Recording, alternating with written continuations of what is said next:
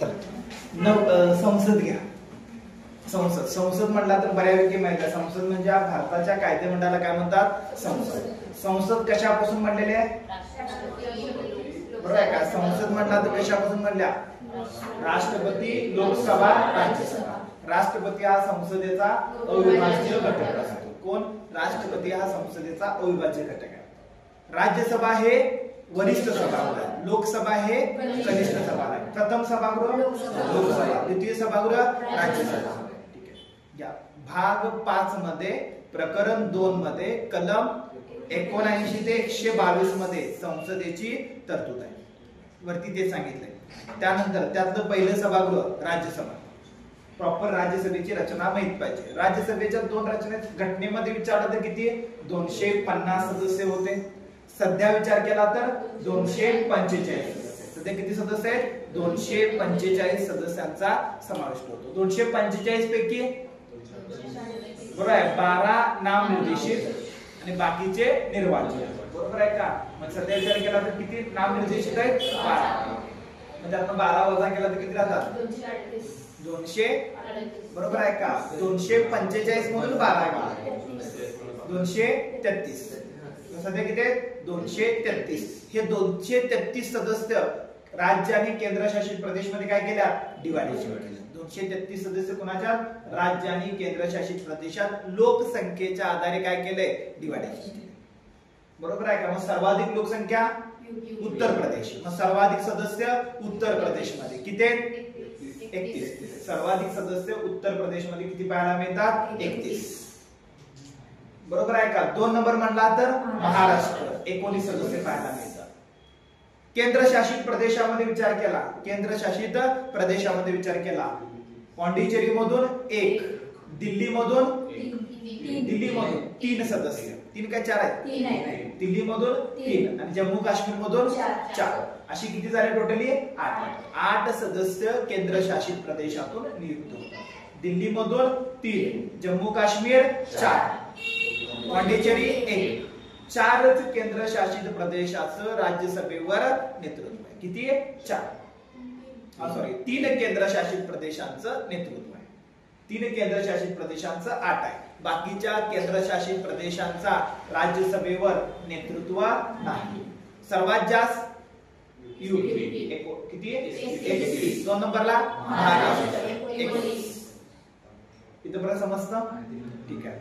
इथपर्यंत काय अडचण आहे का? हे सिंपल आहे, समजतं. त्यानंतर पुढे सर्वात कमी कोणत्या राज्याचे? 7 सिस्टर प्लस 1. बरोबर आहे का? तिथलं 7 सिस्टर म्हणजे ते 7, आसाम सोडून येणारे 7, त्यात गोवा सिक्कीम ऍड करून ते 7 आणि गोवा 1 झाला तर 8. म्हणजे टोटली 8 राज्याचं राज्यसभेवर 1 सदस्य आहे. किती राज्याचं? 8 राज्याचं राज्यसभेवर 1 सदस्य आहे. कोणती 8 राज्य ती कळलं? गोवा, सिक्कीम, अरुणाचल प्रदेश, नागालँड, मणिपूर, मिझोराम, मेघालय. बरोबर आहे का? आणि त्रिपुरा. किती झाले? 8 राज्याचे किती सदस्य आहेत? 1. केंद्रशासित प्रदेशामध्ये 3 केंद्रशासित प्रदेशाचे 8. एकूण राज्यांचे किती आले? 225. परीक्षेला विचारलं राज्यातून किती जातात तर राज्यातून किती सांगायचं? 225. आकडा डोक्यात बसलाय. राज्यातून 225, केंद्रशासित प्रदेशातून 8, एकूण 233. 12 नामनिर्देशित. विभाजन काळ एकूण किती सदस्य? 245. परत एकदा रिपीट करतो बघा. राज्यसभेवर सध्या किती सदस्य आहेत? 245. त्यातले 12 राष्ट्रपती मार्फत नामनिर्देशित. राहिले किती? 233. 233 मध्ये 8 केंद्रशासित प्रदेशाचे. राहिले किती? 225 राज्यातून. त्यामध्ये सर्वाधिक यूपी, महाराष्ट्रातून 19. सर्वात कमी 8 राज्यातून प्रत्येकी 1. कोणते 8 राज्य ते कळालं? त्या 8 राज्यातून प्रत्येकी किती सदस्य पाहायला मिळतात? 1 सदस्य पाहायला मिळतो. राज्यसभेची रचना कळाली. राज्यसभेच्या सदस्यांची नियुक्ती कशी केली जाते? राज्याच्या विधानसभेच्या सदस्यामार्फत एकल संक्रमणी प्रमाणशीर खुल्या पद्धतीने नियुक्त होते. संपूर्ण भारतीय राज्यघटनेमध्ये एकाच ठिकाणी कोणती पद्धत आहे? खुली पद्धत आहे. खुली पद्धत म्हणजे समजतं का? कुठं आहे ते राज्यसभेचं इलेक्शन कशा पद्धतीने होतं खुल्या पद्धतीने होतं खुली पद्धत म्हणजे समजतं 2003 पासून ती खुली पद्धत वापर केलं तिथं कोण कोणाला मतदान केलं हे समजू शकतं गुप्त पद्धत तिथं नाही एकमेव इलेक्शन आहे जिथं गुप्त पद्धत वापरली जात नाही कुठं राज्यसभेचं इलेक्शन काल कोण वोटर आहे त्याला राज्याच्या विधानसभेचे आमदार कोण आहेत वोटर राज्याच्या विधानसभेचे आमदार यांच्या मार्फत त्या सदस्यांची नियुक्ती केली जाते त्यांचा कालावधी किती असतो घटनेमध्ये त्यांच्या कालावधीची तरतूद नाही पण लोकप्रतिनिधी कायदा 1951 आपण केलाय आणि त्यानुसार राज्यसभेच्या सदस्यांचा कालावधी किती केलाय 6 वर्ष किती वर्ष केलाय 6 वर्ष दर 2 वर्षानं एक तृतीयांश सदस्यांची नियुक्ती केली जाते म्हणजे राज्यसभेच्या सदस्यांचा कालावधी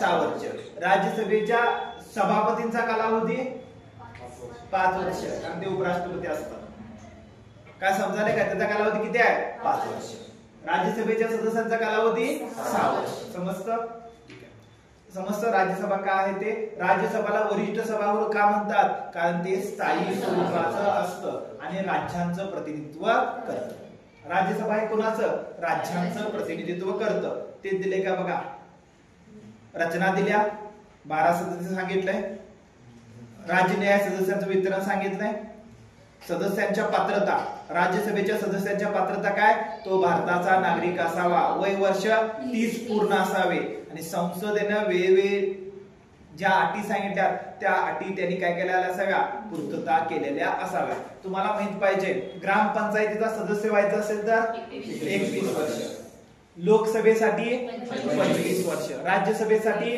30 वर्ष विधानसभेसाठी 25 विधान परिषदेसाठी 30 बरोबर आहे का माहित पाहिजे आणि त्यानंतर मतदान करायचं असेल तर 18 मतदानाचं वय किती आहे 18 वर्ष राष्ट्रपती उपराष्ट्रपती राज्यपाल 35 ठिकाणा पण किती आहेत 35 ह्या त्याच्या पात्रता आहे त्यांचा कालावधी सांगितला राज्यसभेचा कालावधी किती आहे राज्यसभेचा कालावधी स्थायी सभागृह आहे सदस्यांचा कालावधी 6 वर्ष ठीक आहे समजालंय आणि त्याची सभापती अध्यक्ष असतात त्यांचा कालावधी 5 वर्ष कारण ते कोण असतात उपराष्ट्रपती असतात त्यानंतर बरोबर आहे का राज्यसभेची गणसंख्या किती असते 10 असते बरोबर आहे का राज्यसभेचा सभापती कोण असतो उपराष्ट्रपती हा राज्यसभेचा पदसिद्ध का असतो सभापती असतो बरोबर आहे का समजतं ठीक आहे एवढंच तुम्हाला बेसिक पुरेसं आहे उपसभापती सभापतींचा कालावधी त्यांच्या पात्रता त्यांना पदावरून दूर कसं करतात आता उपराष्ट्रपतींना पदावरून दूर कसं केलं जातं पुढे शिकणार आहे आपण कार्यकारी मंडळामध्ये येईल ना आपण लक्षात असू दे उपराष्ट्रपतींना पदावरून दूर करायचं असेल म्हणजे राज्यसभेचा कोण आहे तो सभापती म्हणजे राज्यसभेच्या सभापतींना राज्यसभेचा सभापती म्हणून पदावरून दूर करता येत नाही त्यांना पदावरून दूर करत असताना बरोबर आहे का पदावरून दूर करायचं असताना कोणत्या पद्धतीने करतात उपराष्ट्रपती म्हणून पदावरून दूर करतात मग उपराष्ट्रपतींना पदावरून दूर करायचं असेल तर तशा आशयाचा ठराव प्रथमतः राज्यसभेत मांडावा कुठे मांडावा राज्यसभेत मांडावा तिथं 2/3 म्हणजे विशेष बहुमतानं पारित झाला पाहिजे त्यानंतर लोकसभेत साध्या बहुमतानं पारित व्हावं लागतं आणि मग उपराष्ट्रपती पद हे रिक्त होतं म्हणजे प्रोसेस काय ते कळलं का तशा आशयाचा ठराव प्रथम राज्यसभेत मांडावा लागतो राज्यसभेत मांडण्याच्या पूर्वी 14 जणांची लेखी शिफारस 14 दिवसाची पूर्वसंमती असावी राज्यसभेत विशेष बहुमत लोकसभेत साधं बहुमत मग उपराष्ट्रपतींना पदावरून दूर केलं जातं प्रोसेस काय ते कळलं उपराष्ट्रपती पदावरून दूर कशी केली जाते ही प्रोसेस कळल्या सिंपल आहे काही सुद्धा किचकट नाही ठीक आहे हा समजायला इथपर्यंत चला त्यानंतर पुढे चला सभापती नसेल तर उपसभापती असेल उपसभापती सभापती म्हणून काम करतील ठीक आहे झालं एवढंच लक्षात ठेवा त्यानंतर राज्यसभेचे अधिकार बरोबर आहे का राज्यसभेचे अधिकार लक्षात ठेवायचं आपल्या इथं कायदा पारित करताना 4 प्रकारची विधेयक मांडले जातात विधेयक म्हणजे कायद्याच्या कच्च्या मसुदाला विधेयक म्हणतात आणि विधेयक पारित झालं तर काय बनतो कायदा कायद्याच्या कच्च्या मसुद्याला म्हणतात विधेयक, आणि विधेयक पारित झालं तर काय म्हणतो कायदा. विधेयकाच्या विषयानुसार विधेयकाचे 4 प्रकार असतात. विधेयक सभागृहात कोण मांडलं, विधेयक सभागृहात कोण मांडलं त्यानुसार विधेयकाचे 2 प्रकार आहेत. बरोबर, विधेयकाचे किती प्रकार आहेत 2. एक सरकारी विधेयक आणि एक खाजगी विधेयक. किती प्रकार आहेत 2. एक सरकारी विधेयक आणि एक खाजगी विधेयक. सरकारी विधेयक म्हणजे मंत्र्यांनी मांडलेले विधेयक.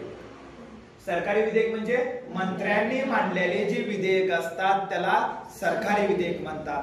आणि मंत्री व्यतिरिक्त अन्य सदस्यांनी मांडले असतील तर त्याला काय म्हणतात खाजगी विधेयक. उदाहरणार्थ आपल्या इथून खासदार कोण आहेत ध्येयशील माने. ध्येयशील मानेंनी विधेयक मांडलं तर ते सरकारी का खाजगी, खाजगी, कारण ते मंत्री आहेत का, मंत्र्यांनी मांडलं. आता असं म्हणू नका सर ते बीजेपीचे, बीजेपीचे नाहीत, मंत्री पाहिजे. मंत्री असेल तर सरकारी, मंत्र्या व्यतिरिक्त म्हणलं तर खाजगी. बरोबर आहे का. सरकारी विधेयक आणि खाजगी विधेयक काय कळालं, हे कशावरून आहे, सभागृहात विधेयक कोण मांडलं त्यानुसार ते 2 प्रकार आहेत. विधेयकाच्या विषयानुसार विधेयकाच्या विषयानुसार विधेयकाचे किती प्रकार आहेत 4. किती प्रकार आहेत 4. पहिला असतं क्रमाने साधे विधेयक. बरोबर आहे का. पहिला असतं साधे विधेयक, दुसरा असतं धन विधेयक, तिसरा असतं वित्तीय विधेयक आणि चौथा असतं घटना दुरुस्ती विधेयक. विधेयकाच्या विषयानुसार विधेयकाचे किती प्रकार आहेत 4. कोणते 4 प्रकार आहेत, साधे विधेयक, धन विधेयक, वित्तीय विधेयक, घटना दुरुस्ती विधेयक. किती प्रकार आहेत 4. समजतात. त्यातलं साधं विधेयक कसं पारित होतं बघा, फक्त ऐका. साधे विधेयक पारित होण्याची प्रोसेस काय. पहिला, साधे विधेयक तुम्ही कोणत्याही सभागृहात प्रथम मांडू शकता. ते मांडण्यासाठी राष्ट्रपतीची पूर्वसंमती लागत नाही.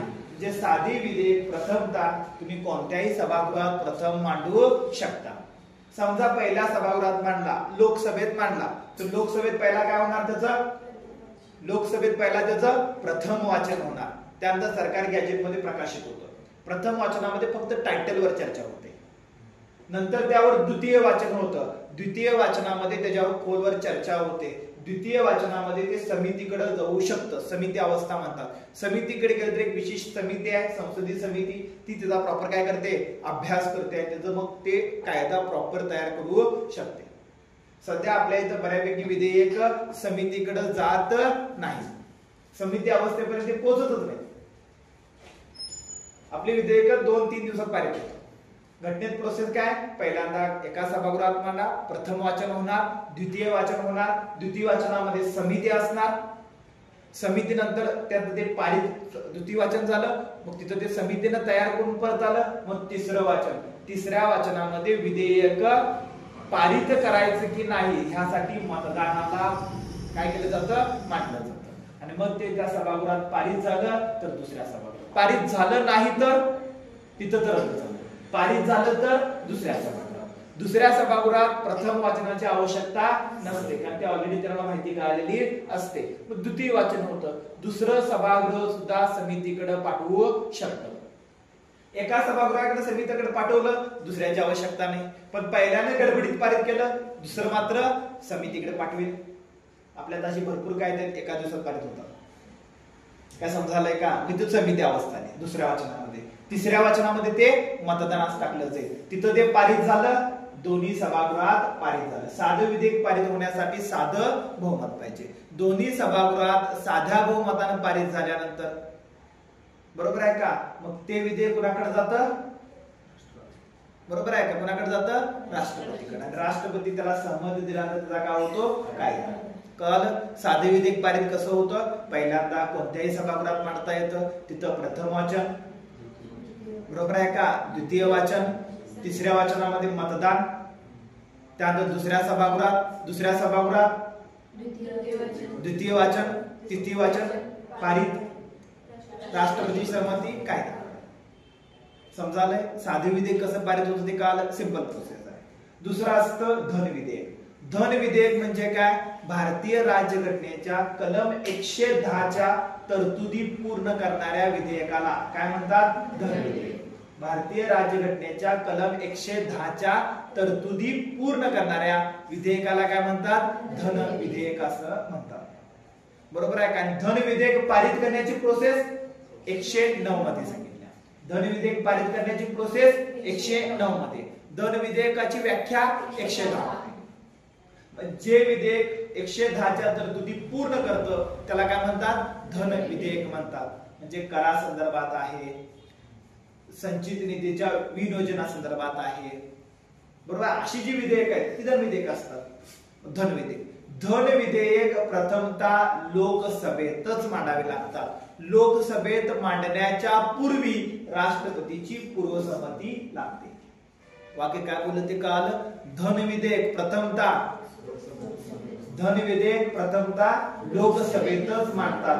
लोकसभेत मांडण्याच्या पूर्वी राष्ट्रपतीची पूर्वसंमती लागते. काय लागते? राष्ट्रपतीची पूर्वसंमती लागते. राष्ट्रपतीच्या पूर्वसंमतीने ते विधेयक पहिल्यांदा लोकसभेतच मांडावं लागतं.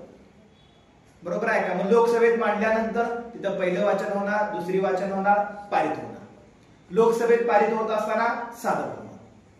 लोकसभेत पारित झाल्यानंतर राज्यसभेत धन विधेयक मांडल्यानंतर 14 दिवसाच्या आत त्याला सहमती द्यावीच लागते. नाही दिलं तर ते राज्यसभेत पारित झालं त्याचा अर्थ होतो. म्हणजे थोडक्यात धन विधेयकासंदर्भात फक्त आणि फक्त अधिकार कुणाला असतो? लोकसभेला असतो. राज्यसभा जास्तीत जास्त 14 दिवस धन विधेयक अडवू शकते, त्याच्या पलीकडे अधिकार नसतो. दोन्ही सभागृहात पारित झालं तर राष्ट्रपतीच्या सहमतीसाठी. सहसा राष्ट्रपतीला धन विधेयकाला सहमती द्यावीच लागते, कारण ते विधेयक त्याच्या पूर्वसंमतीने मांडलेलं असतं. तरी सुद्धा धन विधेयक राष्ट्रपती रोखू शकतात, त्याला तो अधिकार आहे. धन विधेयक राष्ट्रपती रोखू शकतात पण पुनर्विचारात पाठवू शकत नाही. अरे तो अर्थसंकल्प आहे, परत पाठवला परत तुमचं चर्चा होईल का? सहमती देऊ शकतात, नाकारू शकतात, पण पुनर्विचारात पाठवू शकत नाही. सहसा राष्ट्रपती त्याला सहमती देतातच, कारण का?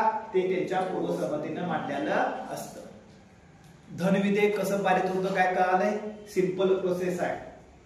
धन विधेयक पारित करायचं असेल तर धन विधेयक प्रथमतः लोकसभेतच मांडतात. मांडण्याच्या पूर्वी राष्ट्रपतीची पूर्वसंमती पाहिजे.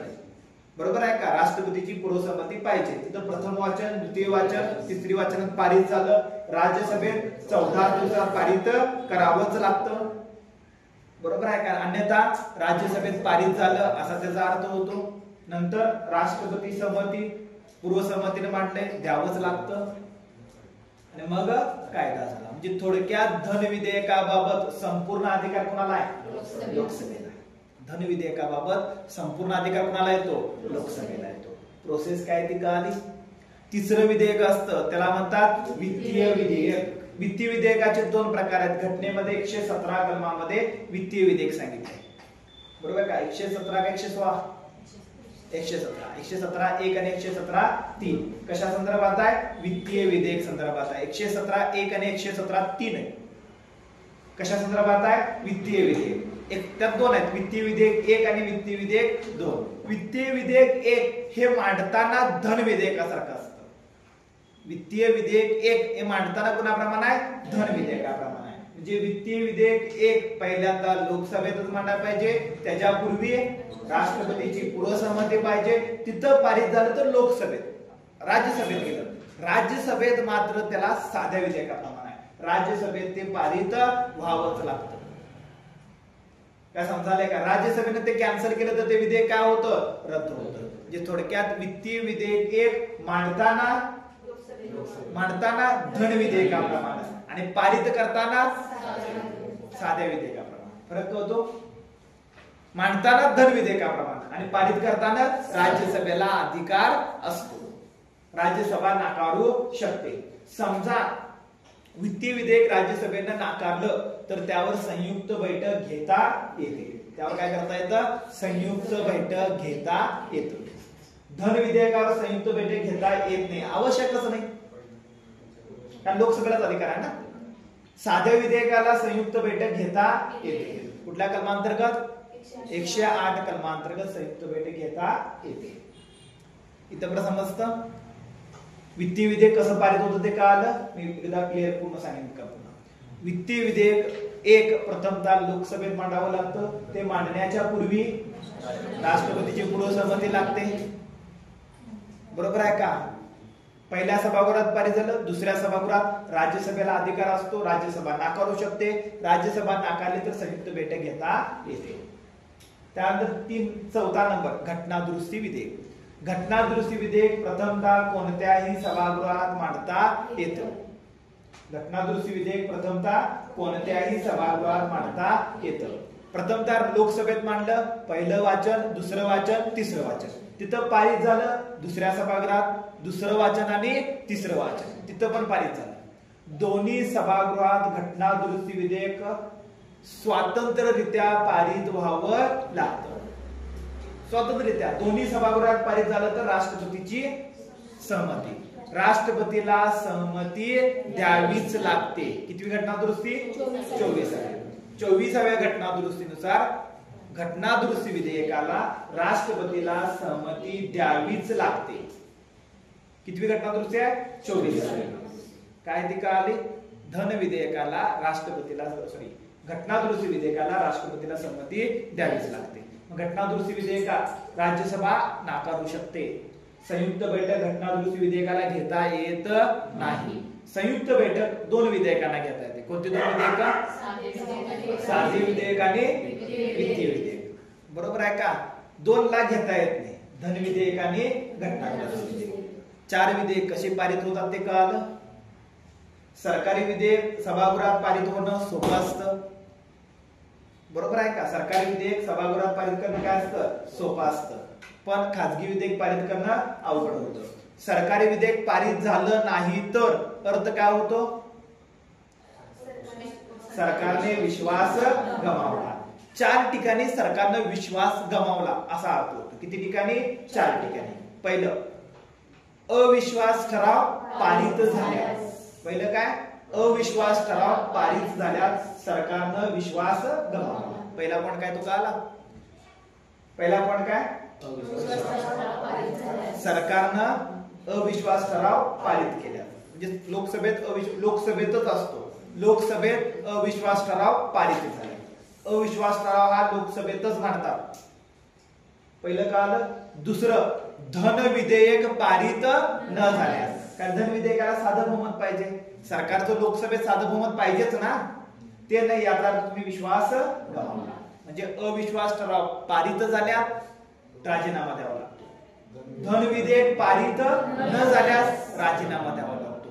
सरकारी विधेयक लोकसभेत पारित न झाल्यास राजीनामा द्यावा लागतो. पारित न झाल्यास. सरकारी विधेयक म्हणजे सरकारचा ना, सरकारचं बहुमत आहे. कुठं? लोकसभेत. पारित व्हायला पाहिजे. नाही झालं तर बरोबर आहे का, राजीनामा द्यावा लागतो. आणि चौथं, कपात प्रस्ताव. चौथा काय असतो? कपात प्रस्ताव. धन विधेयकाच्या वेळी एखाद्या अनुदानावर पैसा जास्त खर्च व्हायला तो कमी खर्च करावा, त्यासाठी काय म्हटलं जातं? कपात प्रस्ताव. आणि कपात प्रस्ताव पारित झाल्यास सरकारने विश्वास गमावला असा त्याचा अर्थ होतो. काय? कपात प्रस्ताव पारित झाल्यास. कारण 4 गोष्टी काय समजायलंय का? कोणत्या 4 गोष्टी आहेत ते कळालं? समजायलंय का? लेत आज चाललंय का? पोलीस भरती कंबाईनकडे चाललं का? तुमचा पेपर पण पोलीस भरती कंबाईनकडे झाला. ते पण लक्षात असून दे. काय समजायलंय का? जरा मजेशीर क्वेश्चन असणार आहे. कपात. धन्यवाद प्रस्ताव पारित न झाल्यास. धन्यवाद प्रस्ताव म्हणजे राष्ट्रपतीच्या अभिभाषणानंतर असतो. आणि कपात प्रस्ताव अर्थसंकल्पात असतो. कळाले काय काय ते? समजाले काय काय ते? 4 विधेयक कळाले. सरकारने विश्वास कधी गमावला ते कळालं. ठीक आहे, चला आता पॉइंट करूया. सर मधीच सगळं घेतला येईल. राज्यसभेचे अधिकार आले होते.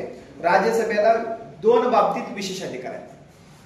राज्यसभेला 2 बाबतीत विशेष अधिकार आहेत. 2 बाबतीत आहे. पहिलं, राज्यसूचीच्या विषयावर कायदा करायचा असेल तर ते विधेयक राज्यसभेत मांडावं लागतं. आणि दुसरं, अखिल भारतीय सेवा तयार करायचे. अखिल भारतीय सेवा किती आहेत? 3. बरोबर. IAS, IPS आणि IFS. बरोबर. अशा 3 सर्व्हिस आहेत. त्या अखिल भारतीय सेवा आहेत. तशी आणि एखादी अखिल भारतीय सेवा चालू करायची असेल तर तशा आशयाचं विधेयक पहिला कुठं पाहिजे, राज्यसभेत. आणि राज्य सूचीच्या विषयावर कायदा करायचा असेल तर तसं विधेयक राज्यसभेत. हे राज्यसभेला 2 विशेष अधिकार आहेत. त्यानंतर लोकसभा, बरोबर आहे का? लोकसभा एक एक एक सांगा. लोकसभा बरोबर आहे, लोकांचं प्रतिनिधित्व करते. लोकसभेची घटनेमध्ये रचना कधी होती, 550 + 2 म्हणजे 552 होते. आता सध्या किती आहे, 543. 545 होते, त्यातले 2 ऍग्रीगेट केले, आता किती राहिले, 543.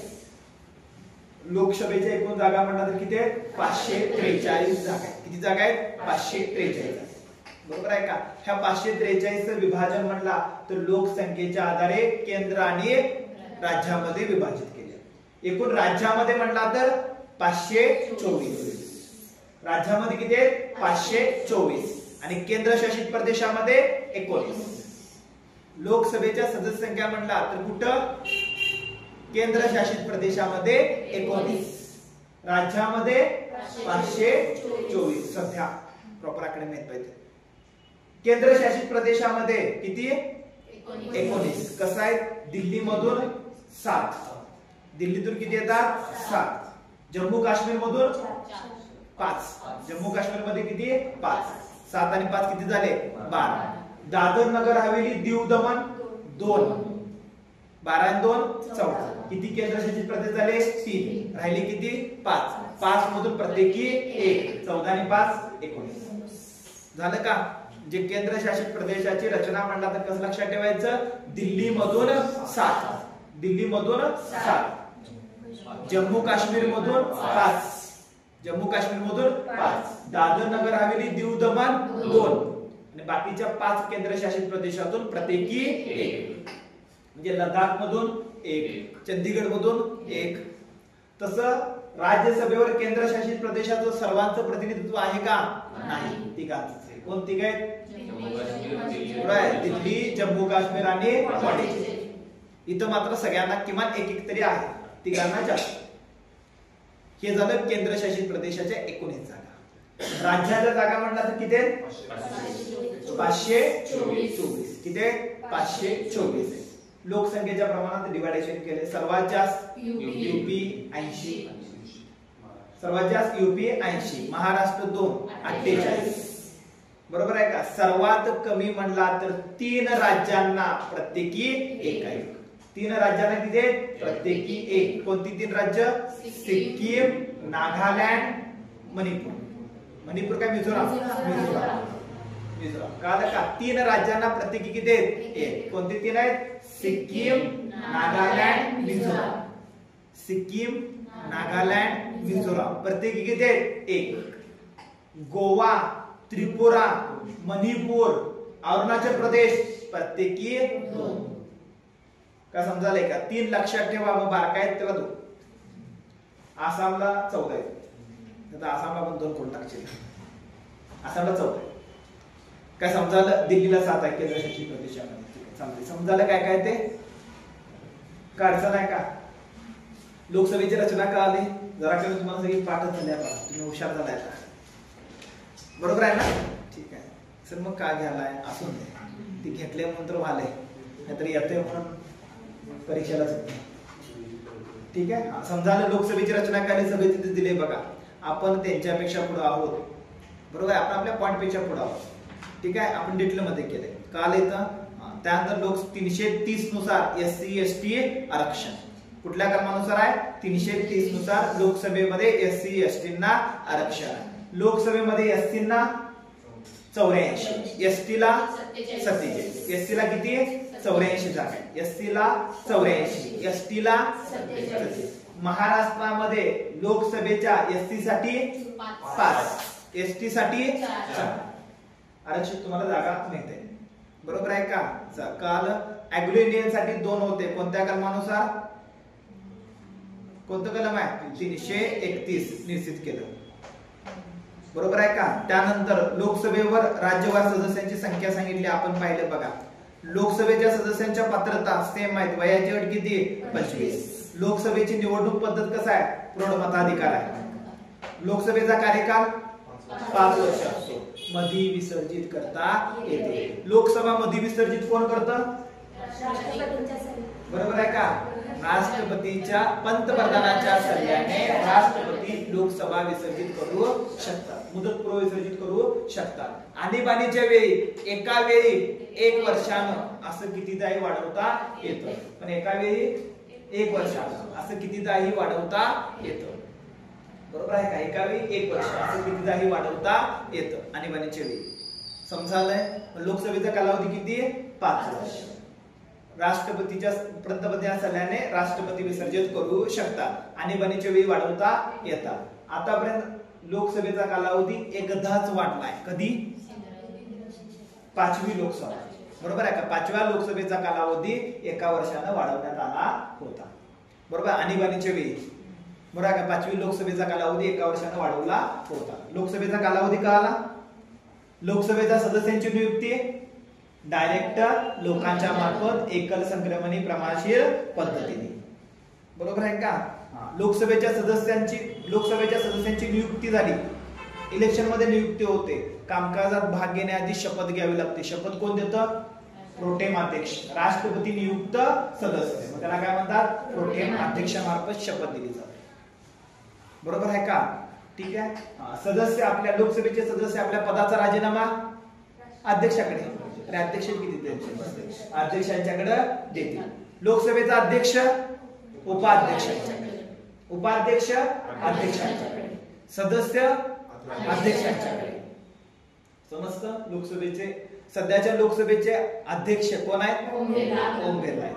स्वतंत्र भारताच्या पहिल्या लोकसभेचे अध्यक्ष जी.व्ही. मालवणकर होते. कोण होते? जी.व्ही. मालवणकर होते. राज्यसभेचे पहिले अध्यक्ष सर्वपल्ली राधाकृष्णन. बरोबर आहे. कोण होते? सर्वपल्ली राधाकृष्णन. सध्या राज्यसभेचे अध्यक्ष कोण आहेत? बरोबर आहे का? धनखड आहेत ना, माहिती आहेत नाव तुम्हाला? बरोबर आहे का? जरा आठवत नाही का? 4 ऑप्शन पाहिजे. ठीक आहे. समजायला इथपर्यंत? त्यानंतर पुढे जाऊया. इथपर्यंत समजतं? लोकसभेचं अधिवेशन सांगितलंय. कलम 85 नुसार लोकसभेचं अधिवेशन असतं. सरासरी वर्षातून किती अधिवेशन झाले पाहिजेत? वर्षातून लोकसभेचे 2 अधिवेशन झाली पाहिजेत, अशी घटनेत तरतूद आहे. म्हणजे काय तरतूद आहे? 2 अधिवेशनचा कालावधी 6 वर्षापेक्षा जास्त नसावा. पण आपल्यात किती अधिवेशन होतात? 3. आपल्यात किती अधिवेशन होतात? 3. बरोबर आहे का? कोणती 3 महिने? हिवाळ्यात, पावसाळ्यात, उन्हाळ्यात. अर्थसंकल्पीय अधिवेशन, पावसाळी अधिवेशन, हिवाळी अधिवेशन. बरोबर आहे का? पहिला उन्हाळा शब्द आला. ठीक आहे. समजाले का? काल 3 अधिवेशन कधी असतात ते? 2 अधिवेशनचा कालावधी 6 महिन्यापेक्षा जास्त नसावा. प्रत्येक अधिवेशनच्या वर्षाचं जे पहिलं अधिवेशन होतं त्यामध्ये राष्ट्रपती काय करतो? अभिभाषण. प्रत्येक वर्षाच्या पहिल्या अधिवेशनामध्ये राष्ट्रपती अभिभाषण करतो. बरोबर आहे का? 5 वर्षाचं एकदा. नवीन निवडणुकीच्या पहिल्या अधिवेशनामध्ये राष्ट्रपती अभिभाषण करतो. राष्ट्रपतीचं अभिभाषण म्हणजे काय कळालं? अधिवेशन म्हणजे काय समजलं? पुढे जाऊया. त्यानंतर पुढे फक्त नोट्स हातात घेतल्यात का ते फक्त टॉपिक बघायला काय चुकाय? घनसंख्या. घनसंख्यामध्ये अधिवेशन मध्ये कामकाजामध्ये किती आहे? कमीत कमी 1/10 सदस्य काय पाहिजेत? प्रेझेंट पाहिजे. त्यापेक्षा कमी असेल तर कामकाज स्थगिती करता येतं. कुठल्या कलमानुसार आहे ते? 103 नुसार कशाची तरतूद आहे? घनपूर्ती. त्यानंतर लोकसभेचे सभापती आणि उपसभापती. लोकसभेच्या सभापती आणि उपसभापतींचा कालावधी 5 वर्षाचा असतो. लोकसभेचा जेवढा कालावधी तेवढा त्यांचा कालावधी. मध्ये ते राजीनामा देऊ शकतात, त्यांना पदावरून दूर करता येतं. बरोबर आहे का? एखाद्या लोकसभेचा कालावधी संपला तर पुढील लोकसभेचे अध्यक्ष नियुक्ती होईपर्यंत ते पद ग्रहण करू शकतात. लोकसभेच्या अध्यक्षांना पदावरून दूर करायचा अधिकार फक्त लोकसभेलाच आहे. तशा आशयाचं विधेयक मांडण्याच्या पूर्वी 50 जणांची लेखी शिफारस पाहिजे. किती जणांची? 50 जणांची लेखी शिफारस. तसा ठराव मांडण्याच्या पूर्वी 14 दिवसाची पूर्व नोटीस, 50 जणांची लेखी शिफारस लागते. आणि लोकसभेत प्रभारी बहुमताने पारित झालं तर अध्यक्षांना आपलं पद सोडावं लागतं. काय ते काल बास एवढंच माहिती आहे. उपाध्यक्ष काय करत बसू नका. बरोबर आहे का? राजीनामा कुणाकडे देतात सांगितलं. अध्यक्ष कुणाकडे देतात आणि उपाध्यक्ष कुणाकडे देतात. त्यानंतर पुढे बरोबर आहे का? त्यानंतर पुढे सांगितलं संयुक्त बैठक, मगाशी सांगितलं बघा. आतापर्यंत आपल्या 3दा संयुक्त बैठक झाली. कितीदा संयुक्त बैठक झाल्या? 3दा. हुंडा प्रतिबंध कायदा 1961, banking service commission repel bill 1978 आणि कोटा कायदा 2002. ह्या 3 वेळाच काय झाल्या? संयुक्त बैठक. संसदेचं अधिवेशन सांगितलं. संयुक्त बैठकीचं अध्यक्षस्थान कोण भूषवतं? लोकसभा अध्यक्ष. ते नसेल तर उपाध्यक्ष. ते नसेल तर राज्यसभेचा उपसभापती. ते पण नसेल तर बरोबर आहे का? राष्ट्रपती एखाद्याची नियुक्ती करेल. समजालंय? ठीक आहे. एवढं कधी विचारत नाही, एवढं आज येत नाही. त्यानंतर लोकसभेचे अधिकार आणि कार्य सांगितले. लोकसभेचं पहिलं काम काय आहे? कायद्याची निर्मिती करणं. बरोबर आहे का? लोकसभा कायद्याची निर्मिती कशी करतं मगाशी सांगितलं. लोकसभेचं दुसरं काम आहे कार्यकारी मंडळावर नियंत्रण ठेवणं. बरोबर आहे का? अविश्वास ठराव मांडून ते कार्यकारी मंडळावर नियंत्रण ठेवू शकतात. संपूर्ण मंत्रिमंडळाच्या विरोधात मांडतात त्याला अविश्वास ठराव म्हणतात, आणि एका मंत्र्याच्या विरोधात मांडलं तर त्याला निंदा प्रस्ताव म्हणतात. अविश्वास ठराव हा संपूर्ण मंत्रिमंडळासंदर्भात असतो, तर निंदा प्रस्ताव हा एका मंत्र्यासंदर्भात असतो. म्हणजे ते काय करू शकतात? कायदे मंडळ किंवा संसद हे कुणावर? कार्यकारी मंडळावर नियंत्रण ठेवू शकतात. भारताचं सर्वोच्च कायदे व्यासपीठ आहे. बरोबर आहे का? भारताचं सर्वोच्च व्यासपीठ आहे. हे त्याचं प्रमुख कार्य आहे. त्यानंतर महत्वाचं संसदेच्या कामकाजासंदर्भात काही महत्वाच्या गोष्टी, ते म्हणजे संसदेत मांडले जाणारे ठराव किंवा त्याला म्हणतात प्रस्ताव. संसदेचं कामकाजाचं कसं असतं बघा. संसदीय कामकाज 11ला चालू होतं, 11 ते 12 प्रश्नकाळ असतो. 11 ते 12 काय असतो? प्रश्नकाळ असतो. बरोबर आहे का? 11 ते 12 प्रश्नकाळ असतो. इथं पण समजलं? 12ला बरोबर 0 आवर्त आणि 12 ते मग पुढं 1 कामकाज. तिथनं दुपार सत्रामध्ये 2 ते 3 ते 5 कामकाज. हे कामकाज असतं. बरोबर आहे का? सुरुवातीला प्रश्नकाळ असतो. प्रश्नकाळामध्ये 3 प्रकारचे प्रश्न विचारले जातात. प्रश्नकाळामध्ये किती? 3 प्रकारचे प्रश्न विचारले जाऊ शकतात. पहिला असतात त्याला तारांकित प्रश्न म्हणतात, दुसरा असतं अतारांकित प्रश्न, आणि तिसरा असतं अल्पसूचना प्रश्न. तिसरा असं त्याला काय म्हणतात? अल्पसूचना प्रश्न. तारांकित प्रश्न म्हणजे जे तोंडी विचारले जातात आणि तोंडी उत्तर दिलं जातं त्याला तारांकित प्रश्न असं म्हणतात. बरोबर आहे का? तोंडीच उत्तर दिलं जातं, तोंडीच विचारलं जातं. तारांकित प्रश्नाचं रूपांतर अतारांकित मध्ये करता येतं.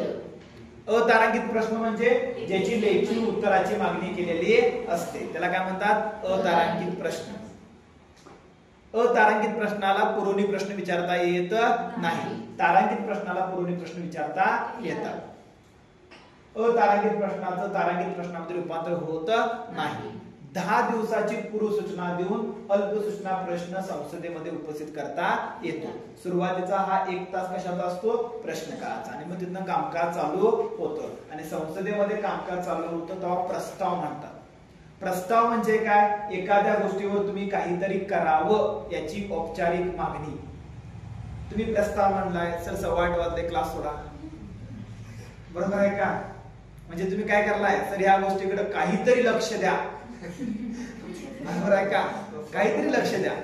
ह्याला काय म्हणायचं? प्रस्ताव. एखाद्या गोष्टीकडे लक्ष वेधून घेण्यासाठी, लक्ष घेण्यासाठी जो प्रस्ताव काय केला सुचवला जातो ना त्याला काय म्हणायचं? प्रस्ताव.